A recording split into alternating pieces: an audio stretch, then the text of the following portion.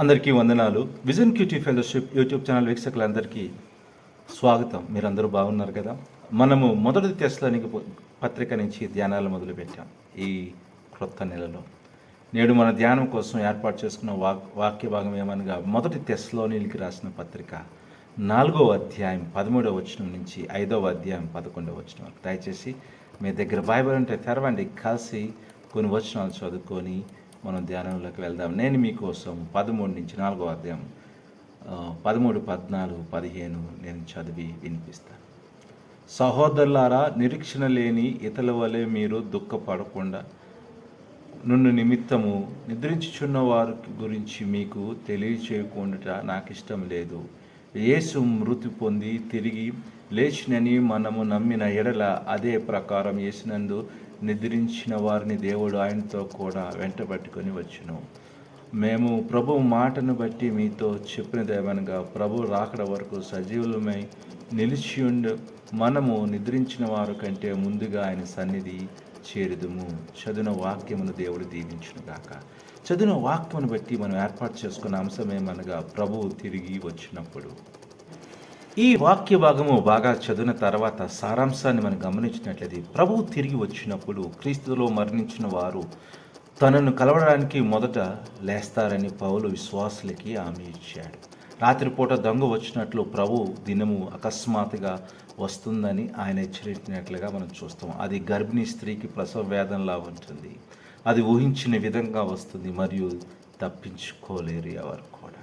కానీ యేసు రెండవ రాకడ కోసం ఎదురు చూస్తూ సిద్ధమవుతున్న వారు భయపడరు. విశ్వాసము, ప్రేమ మరియు నిరీక్షణ కలిగి ఉండి ప్రతిరోజు అప్రమత్తంగా ఉండాలని మరియు వారు రక్షకుడైన క్రీస్తుతో సహవాసంలో జీవించాలని పౌలు వారిని ప్రోత్సహించాడు. ఈ వాక్య భాగమును లోతుగా మనం ధ్యానం చేసినప్పుడు దేవుడు మనకు నేర్పే పాఠమును గ్రహించడానికి వీలు కలుగుతుంది. 4వ అధ్యాయం 13 నుంచి 18. విశ్వాసకి మరణం అంటే అతని ఉనికి అంతమగుట కాదు. పౌలు దానిని నిద్రగా వర్ణించాడు. ఎందుకంటే క్రీస్తు మృతుల్లో నుండి లేపబడ్డాడు మరియు ఆయన్ని విశ్వాసించే మనం కూడా ఆయన తిరిగి వచ్చినప్పుడు పునరుత్థాన శరీరంతో లేపబడతాం. కాబట్టి విశ్వాసులుగా నిరీక్ష లేని వారి వలె మరణించిన వారి గురించి మనం దుఃఖించము. భవిష్యత్తులో మనము పునరుత్థాన శరీరంతో లేస్తాము మరియు శిష్యత్వంలో కలిసి జీవిస్తాం కదండి.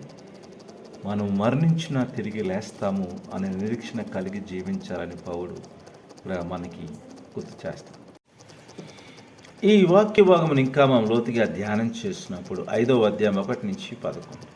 భూ సంబంధమైన మరణం మన ఉనికికి ముగింపు కాదు. కాబట్టి మనము శాశ్వతము కోసము సిద్ధపడడానికి పిలువబడ్డాం కదండి. శాశ్వతంగా ఉండడానికి మరణం ఇది ముగింపు కాదు.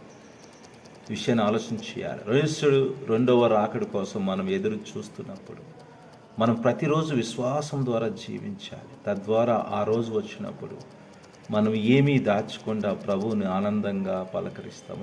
ఆ విధంగా మనం ముందుకు సాగాలి. ఆ రోజు ఆనందంతో నిండి ఉంటుంది. వధువు తను వరుణ్ణి కలిసినట్లే మనము ఈ రకమైన ఉత్సాహం మరియు నిరీక్షణతో జీవిస్తున్నామా లేదా ఆలోచన చేయాలి కదండి. ఆ నిరీక్షణ మనలో కనబడాలి. ఎవరిలో నిరీక్షణ ఉంటుందో వారు సంతోషంగా సమాధానంగా జీవిస్తారు. ఆలోచించాలి. ప్రార్థన చేసుకుందామండి. ప్రభా, మీ నామానికి అవునైనా నీ రాకడ కోసం మేము సిద్ధపడుతూ ఈ లోకంలో జీవించడానికి సాయం చేయండి. వాక్యం వింటున్న ప్రతి బిడ్డను మీరు బలపరచమని యేసుక్రీస్తు నామములో ప్రార్థన చేసి పెట్టుకుంటున్నాం తండ్రి, ఆమేన్. ఈరోజు ఈ వాక్యము వింటున్న ప్రతి ఒక్కరికి యేసుక్రీస్తు నామములో వందనాలు.